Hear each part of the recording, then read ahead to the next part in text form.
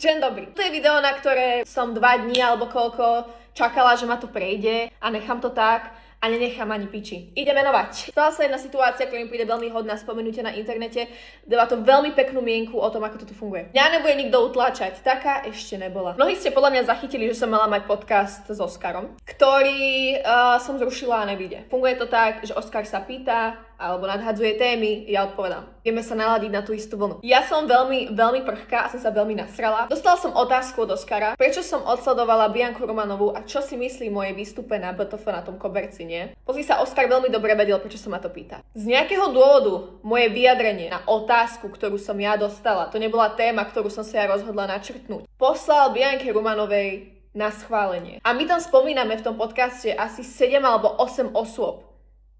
Ale tým sa nič neposlalo. Nikomu na schválenie. Iba toto jedno. Keby sa posielajú tieto veci každej osobe, ktorú spomenieme, aj nepriamo, aj vypípano, ja to rešpektujem, že toto sa udialo, čo sa udialo. Bianka zakázala mne sa vyjadriť k tomu, prečo som ju odsledovala. Jak vám musí jebať, aby ja som nemohla povedať, prečo ťa nesledujem. Tým influencerom solidne jebe. To je za mňa scestné. To je scestné. Poviem moje vyjadrenie, čo je bolo posledné, čo som povedala. Pretože vy si možno poviete, že ak som tam povedala niečo strašne, neviem čo, tak sa nečudujete. Pič. Ja som tam jednu nadávku nepovedala, ja som jej nevynadala do ničoho, ja som nič nevytiahla na ňu z jej súkromia, ja som nič zlé nepovedala na jej osobu ako takú. Nechcela to na podcaste, bude to na TikToku, neviem čo je lepšie. Že pošlu mi to moje vyjadrenie, ja si ho môžem dať na moje sociálne. V akom vesmíre by som si ja pridala storku, ako minžujem na to, že nesledujem Bianku Romanovú. Koho to kurva zaujíma? Nieraz ste si uverili s týmto.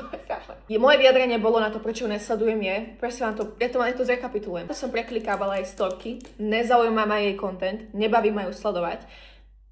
Začala mi vadiť v nejakom bode, proste mám nejaké svoje dôvody, ktoré vy nemusíte ani vedieť, ale mohla som ich kľudne povedať, lebo to bola normálne otázka, na ktorú som mohla odpovedať. Prestala ma baviť.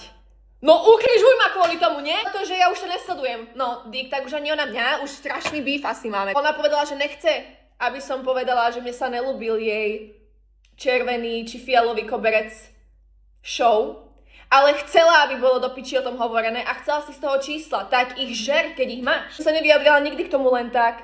To bola vec, ktorá mi bola podhodená a nadhodená. Ja som si nesadla sem a hovorila o tom, že si myslím, že úplne toto je celé trapné. Ja som to povedala, lebo to si myslím. To si myslí každý. Ja som odpovedala na otázku more.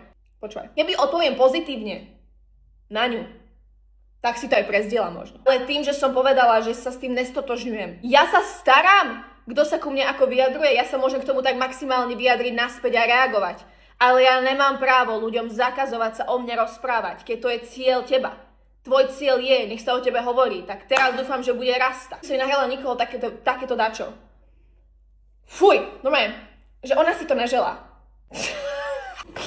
Ani my sme si neželali vidieť tvoje dudy a dala si ich nám. Medzi nami sa nikdy nestal nejaký konflikt v súkromí, lebo my súkromie nemáme. My sa bavíme o followe na Instagrame. Jak musíš byť dogabaný? To je hrozné. Ja si taktiež myslím, že keby každý jeden z tých 7 ľudí, ktorých tam spomíname a disujeme, videl, čo o nich rozprávame, a to je 6-násobne horšie, tak podľa mňa by to tiež všetci chceli katnúť, ale bohužiaľ nemali takéto priblič.